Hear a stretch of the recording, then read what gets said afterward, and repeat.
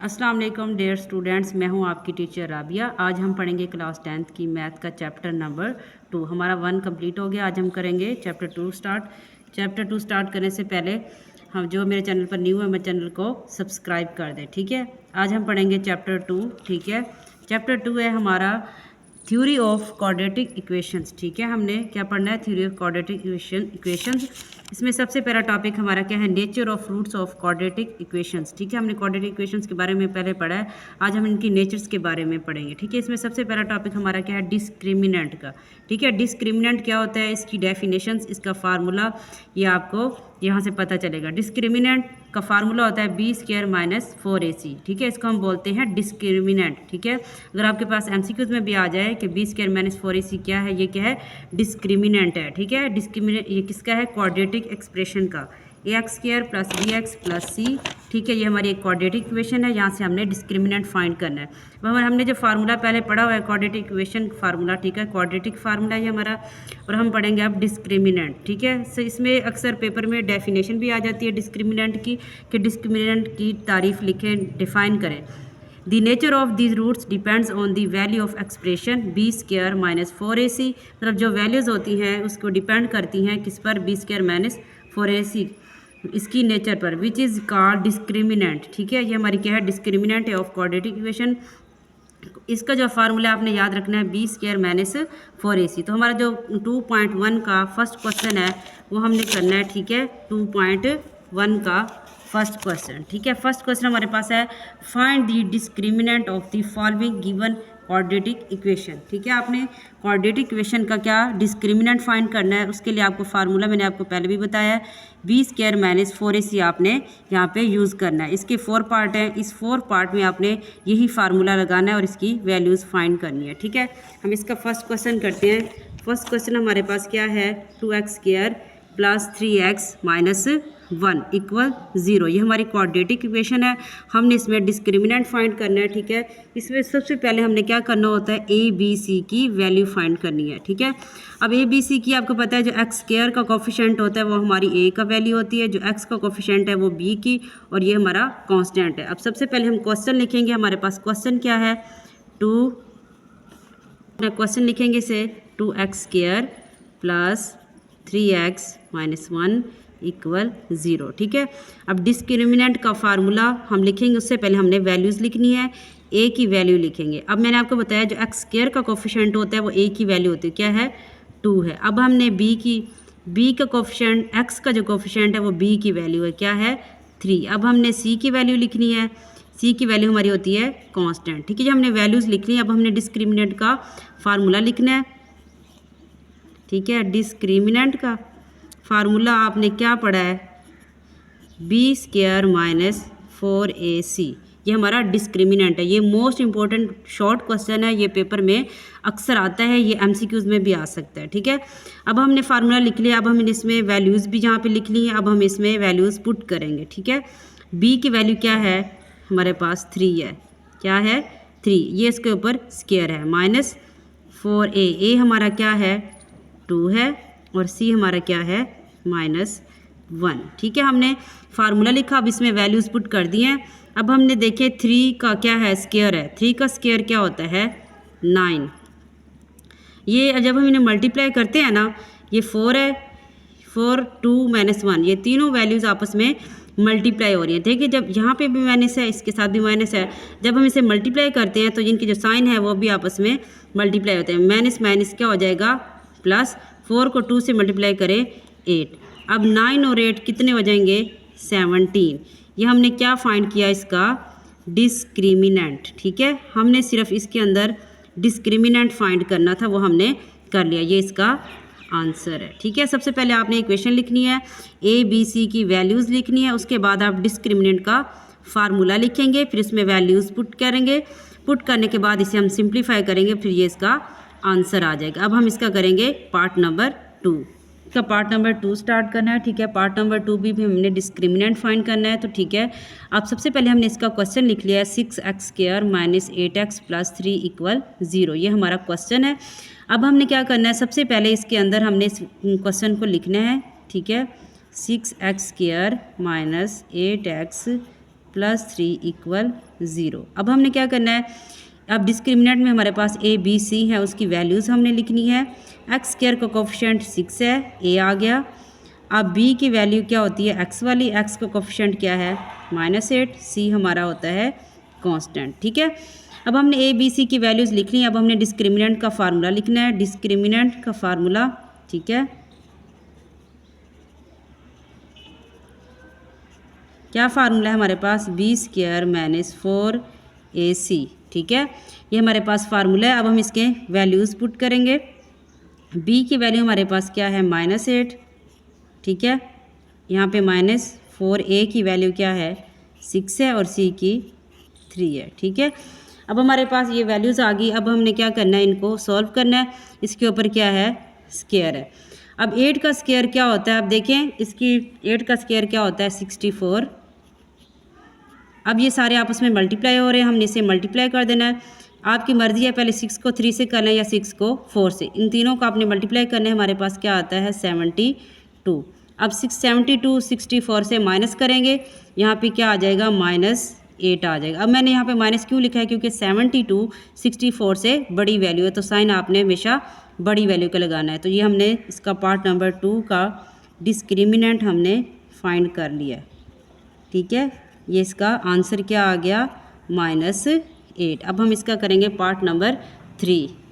Part number 3 start कर रहे हैं। ठीक है, हम इसकी वैल्यू क्या है 9x square minus 30x plus 25 equal 0। ठीक है, ये हमारा थर्ड पार्ट है। इसमें भी सबसे पहले हमने क्वेश्चन लिखना है। यहाँ पे क्वेश्चन क्या है 9x square minus 30x plus 25। ठीक है, इक्वल 0। अब इसमें सबसे पहले हमने ए और बी सी की वैल्यू फाइंड करनी है। ए की वैल्यू क्या होती है, एक्स का कोफिशिएंट। एक्स का कोफिशिएंट क्या है, इधर 9 है। ठीक है, इसके बाद बी की वैल्यू होती है एक्स का कोफिशिएंट -30 और सी हमारे पास कांस्टेंट है, ये क्या है 25। अब डिस्क्रिमिनेंट का हमने यहाँ पे फार्मूला लगाना है। ठीक है, फार्मूला क्या है बी स्क्वायर माइनस 4ac, ये हमने फार्मूला लगाया। अब हमने क्या करना है, इसमें वैल्यूज़ पुट करनी है। बी की वैल्यू क्या है यहाँ पे बस -30 का स्क्वायर -4a की वैल्यू क्या है हमारे पास 9 है और सी हमारा 25 है। अब 30 का स्क्वायर लें तो ये हमारे पास क्या आता है 900 माइनस इन सब को मल्टीप्लाई करें तो ये हमारे पास क्या आता है 900। अब ये दोनों सेम वैल्यू है तो यहाँ पे इसका आंसर क्या आएगा 0। तो हमारा डिस्क्रिमिनेंट इसका क्या आ गया 0। तो इसका आंसर हमने फाइंड कर लिया। अब हम इसका लास्ट पार्ट है पार्ट नंबर 4 करेंगे। इसका करेंगे पार्ट नंबर 4 स्टार्ट करेंगे। 4x square minus 7x minus 2 equal 0। सबसे पहले हमने यहाँ पे क्वेश्चन लिखना है। ठीक है, ये बहुत ईजी क्वेश्चन है, इसको आपने फार्मूला इसका अच्छी तरह याद कर लेना। ठीक है, अब इसमें सबसे पहले हमने ए बी सी की वैल्यू फाइंड करनी है। ए की वैल्यू क्या है हमारे पास 4 और बी की वैल्यू क्या है -7। ये एक्स का कोफिशिएंट लिखा या एक्स स्क्वायर का। अब हमने लिखना है कांस्टेंट, कांस्टेंट हमारे पास -2 है। ठीक है, अब हमने फार्मूला लगाना है। डिस्क्रिमिनेंट का फार्मूला हमारे पास क्या है बी स्क्वायर माइनस 4ac। अब बी की वैल्यू क्या है -7 स्क्वायर 4ac 4a की वैल्यू हमारे पास क्या है 4 है और c -2 है। ठीक है, अब हमने इन सब को मल्टीप्लाई करना है। ठीक है, इनको मल्टीप्लाई करना है। इसका स्क्वायर देखिए ये माइनस है, इसका स्क्वायर लें तो ये प्लस में आएगा 49, ये माइनस माइनस प्लस। ठीक है, 4 को 4 से मल्टीप्लाई करें क्या आता है 4 को 4 से मल्टीप्लाई करें 16, 16 को 2 से करें क्या आता है 32। ठीक है, अब 49 और 32 को हमने देखिए ये माइनस क्यों हो गया, माइनस माइनस को हमने प्लस कर दिया क्योंकि ये मल्टीप्लाई हो रहा है। तो इसको जब हम ऐड करेंगे तो ये हमारे पास क्या आ जाएगा 81। ये इसका डिस्क्रिमिनेंट आ गया। ये हमने इसको सॉल्व कर लिया है। ये इसके हमारे पास कितने 4 पार्ट थे। ये बहुत ही ईजी और सिंपल शॉर्ट क्वेश्चंस हैं। ठीक है, अभी हमारा फर्स्ट क्वेश्चन कंप्लीट हो गया। अब हम करेंगे क्वेश्चन नंबर 2। ठीक है, उससे पहले हमें इसकी कंडीशंस मतलब नेचर्स के बारे में पढ़ना है। ठीक है, इसकी नेचर्स ठीक है, इसमें जो हमारे पास जो फर्स्ट इसकी कंडीशन है वो क्या है if b square minus 4ac greater than 0। कहते हैं अगर इसका जो डिस्क्रिमिनेंट है इसका जो आंसर है वो ग्रेटर दैन 0 आए और उसका जो क्या है आंसर है वो परफेक्ट स्क्वायर हो, क्या हो परफेक्ट स्क्वायर हो। ठीक है, तो उसको हम कहेंगे जो उसके रूट्स हैं वो क्या हैं रैशनल और अनइक्वल है। ठीक है, जिसका आंसर आपके पास डिस्क्रिमिनेंट का इस तरह आ जाए जैसे 25 है वो परफेक्ट स्क्वायर है, तो आप उसके रूट्स को क्या कहेंगे कि वो रैशनल है और अनइक्वल है। अगर वो परफेक्ट स्क्वायर ठीक है आ गया तो आप उसके आंसर के साथ क्या लिखेंगे, रैशनल और अनइक्वल। ठीक है, जब आपसे पूछेगा ना कि आपने इसकी नेचर भी लिखें साथ, तो आप नेचर भी लिखेंगे। क्वेश्चन सेम वैसे ही हैं जैसे हमने पार्ट 1 के किए हैं, अब 2 के भी वैसे ही करने हैं। ठीक है, लेकिन जो हमारा आंसर आएगा हमने देखना है क्या वो परफेक्ट स्क्वायर है। अगर है तो हम लिखेंगे कि इसके रूट्स, इसकी नेचर क्या है, रैशनल और अनइक्वल है। जो इसका दूसरी कंडीशन है वो क्या है, if b square minus 4ac greater than 0। कहता है अगर इसका आंसर ग्रेटर दैन 0 हो लेकिन ये परफेक्ट स्क्वायर ना हो, मतलब उसका आंसर परफेक्ट ना हो, जैसे 41 आ जाता है, ये परफेक्ट स्क्वायर नहीं है ना, तो हम उसके आंसर के साथ क्या लिखेंगे, ये रूट्स क्या हैं, इर्रेशनल और अनइक्वल हैं। क्या हैं, इर्रेशनल और अनइक्वल है, क्योंकि वो परफेक्ट स्क्वायर नहीं है। ये तब होगा जब आप इसका आंसर निकाल लेंगे और उनका आंसर क्या आए, दोनों का ग्रेटर दैन 0 आ जाए। ठीक है, अब दूसरी जो तीसरी कंडीशन है वो हमारे पास क्या है, if b square minus 4ac equal 0। जब हम इसका हमारा जो डिस्क्रिमिनेंट है वो 0 आ जाए तब हम क्या कहेंगे कि जो रूट्स हैं वो क्या है, रैशनल है और इक्वल हैं। क्या है, रैशनल और इक्वल है। तब कहेंगे जब हमारा डिस्क्रिमिनेंट 0 हो जाए। ठीक है, अब हम इसकी जो लास्ट कंडीशन है, ये कंडीशन भी आपने अच्छी तरह याद करनी है, ये MCQs में अक्सर पेपर में आती हैं। ठीक है, if b square minus 4ac less than 0। ठीक है, जब वो कहते हैं आपका डिस्क्रिमिनेंट का जो आंसर है वो क्या हो जाए, लेस हो जाए 0 से। अगर आपका आंसर आ जाए ना माइनस का भी आंसर हमेशा लेस होता है 0 से। आपका आंसर अगर माइनस में आ गया है तो वो लेस होगा 0 से, और आप लिखेंगे कि ये रूट्स क्या हैं, इसके इमेजिनरी हैं। क्या है, इमेजिनरी। ये 4 कंडीशंस हमने अच्छी तरह आपने याद रखनी है। इन कंडीशंस को देखते हुए, इन नेचर्स को देखते हुए हमने इसका क्वेश्चन नंबर 2 करना है। ठीक है, अब हम क्वेश्चन नंबर 2 स्टार्ट करते हैं। स्टार्ट करेंगे क्वेश्चन नंबर 2। क्वेश्चन नंबर 2 क्या है, find the nature of roots of the following given quadratic equation. ठीक है, उसने जो आपको इक्वेशंस दी हुई है इसकी हमने नेचर लिखनी है। अभी मैंने आपको जो 4 नेचर्स बताई हैं उसी लिहाज से आपने इसका आंसर बताना है। ठीक है, उसकी 4 नेचर्स थी, वो MCQs के लिए भी आपने उन नेचर्स को याद रखना है और इन क्वेश्चंस के लिए भी। ठीक है, अब हम ये क्वेश्चन करेंगे, ये हमारे पास है x square minus 23x plus 120 equal 0। इसमें भी सेम वही हमने डिस्क्रिमिनेंट वाला फार्मूला लगाना है। ठीक है, इसमें भी सबसे पहले हमने क्या करना है, सॉल्यूशन इसका लिखना है। सॉल्यूशन में सबसे पहले क्वेश्चन लिखते हैं, x square minus 23x plus 120 equal 0। ठीक है, अब हमने a की वैल्यू लिखनी है, एक्स स्क्वायर का कोफिशिएंट इसके साथ कुछ नहीं है तो हम इसका 1 लिखते हैं। ठीक है, और b की वैल्यू क्या है, 23 माइनस है इसके साथ तो हम माइनस लिखेंगे। ये किसका है, x का कोफिशिएंट b, अब हमारा c कांस्टेंट है 120। अब हमने डिस्क्रिमिनेंट का फार्मूला लिखना है यहाँ पे। ठीक है, क्या फार्मूला है, b स्क्वायर माइनस 4ac। ठीक है, b स्क्वायर माइनस 4ac। अब हम यहाँ पे वैल्यूज़ पुट कर देते हैं। b हमारा क्या है, -23। ठीक है, इसका स्क्वायर 4a, a हमारे पास क्या है 1 और b हमारे पास क्या है 120। अब हम 23 का क्या लेंगे, स्क्वायर रूट लेंगे। 23 का स्क्वायर रूट हमारे पास क्या है 529। अब ये माइनस है तो ये स्क्वायर से प्लस हो जाएगा, ये माइनस है। अब हम मल्टीप्लाई कर देंगे, 4 मल्टीप्लाई 120। ठीक है, ये हमारे पास क्या आ जाएगा 480। अब ये इसमें से माइनस करेंगे हम। ठीक है, 529 माइनस 480, इसमें से माइनस करेंगे, हमारे पास क्या आंसर आता है 49। ये हमारा क्या आया, डिस्क्रिमिनेंट। अब देखें इसमें हमने नेचर बतानी है, ये हमने सेम वैसे ही क्वेश्चन कर लिया। अब हमारे पास आ रहा है 49। अब 49 हमारे पास क्या है, एक परफेक्ट स्क्वायर है। क्या है, परफेक्ट स्क्वायर है, तो हम इसे ऐसे लिखेंगे 49 ग्रेटर दैन 0। ये ग्रेटर दैन 0 है। इसकी नेचर में हम क्या लिखेंगे, इसकी नेचर लिखेंगे रियल, रैशनल, ठीक है, एंड अनइक्वल। हम ये हमने नेचर क्यों लिखी है, क्योंकि इसका आंसर परफेक्ट स्क्वायर है। 49 एक परफेक्ट स्क्वायर है। जब परफेक्ट स्क्वायर आ जाएगा और ग्रेटर दैन 0 होगा तब हम इसकी नेचर लिखेंगे रियल, रैशनल एंड अनइक्वल। ठीक है, यही नेचर आपने इस क्वेश्चन के अंदर बतानी है।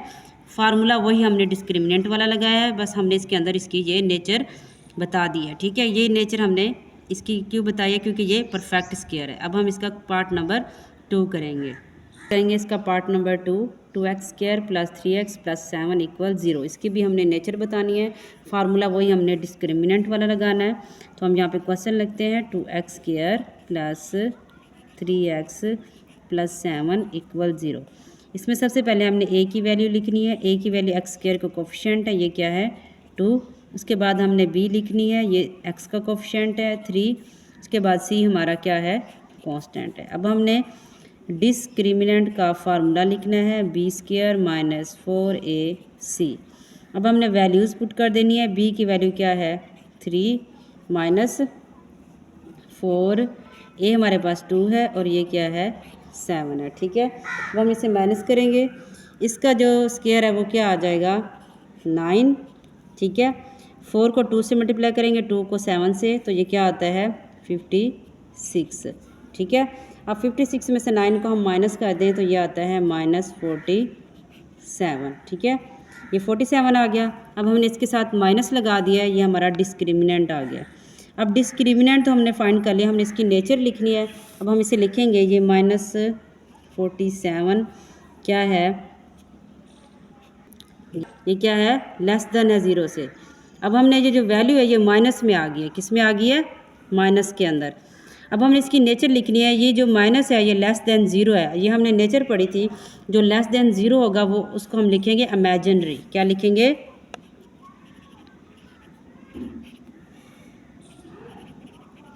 ठीक है, ये हमारा क्या है इमेजिनरी, क्योंकि ये हमारा माइनस में आ गया और ये लेस हो गया 0 से, हम इसको लिखेंगे इमेजिनरी। अब हम करेंगे इसका पार्ट नंबर 3।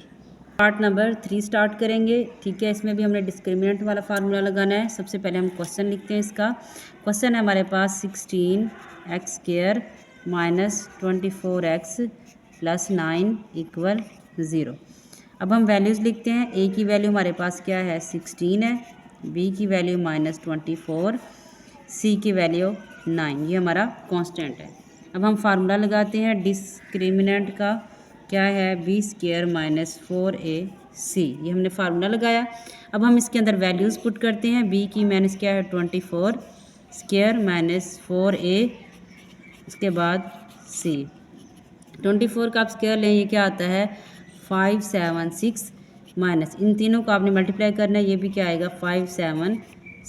ठीक है, इसका आंसर क्या आ गया 0। हमारा डिस्क्रिमिनेंट से जो रूट्स आ गया वो हमारे पास क्या आ गया 0। अब हमने पढ़ा हुआ है कि जो हमारा आंसर किसका है, हमारे पास ये b² - 4ac इक्वल आ जाए 0 के, तब हम उसकी नेचर क्या लिखेंगे रियल।